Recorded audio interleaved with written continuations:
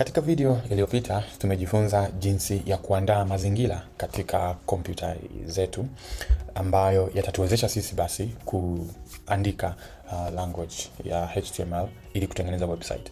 Na katika hii video ningependa basi, kabla hatujaanza kuandika hizi kodi za HTML, basi tujifunze jinsi ambavyo internet huwa inafanya kazi. Unapokuwa na kompyuta yako, ukafungua browser yako kama ni Microsoft Edge, Safari, Google Chrome au Firefox, ukaandika labda www.google.com. Ukipiga enter kwa maana ya kuanza sasa kuiruhusu kompyuta kuitafuta hiyo website, kuna mambo kadhaa ambayo huwa yanafanyika. Kimsingi ni mambo mengi, ijapokuwa yanafanyika katika muda mchache sana. Sitayaingilia katika undani wake, lakini nitataka tu kuonyesha kimsingi kwa ufupi jinsi ambavyo internet inafanya kazi.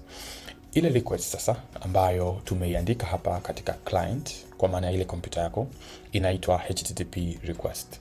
Sasa hiyo HTTP request ina maelekezo ya kwenda kumtafuta google.com. Kama nilivyokwisha kusema, katikati hapa sasa kuna michakato mingi inafanyika mpaka kumfikia huyu google.com. Lakini tunavyomfikia google.com, anatupatia kitu kinaitwa HTTP response. Hii response sasa ni file ambalo linategemeana na request ambayo sisi tulituma. Linaweza likawa ni file la HTML au CSS au PDF au PNG au JPEG na kadhalika. Hiyo response sasa inarudishwa kwa kompyuta husika ambayo ilituma ile request kwa mara ya kwanza, na kompyuta hiyo inapata nafasi ya kudownload hilo file na kulidisplay katika browser. Kwa ufupi sana, hivyo ndivyo jinsi ambavyo internet inafanya kazi. Tukutane tena katika video inayofuata ambapo tutaenda kujifunza sasa nini maana ya HTML. Karibu.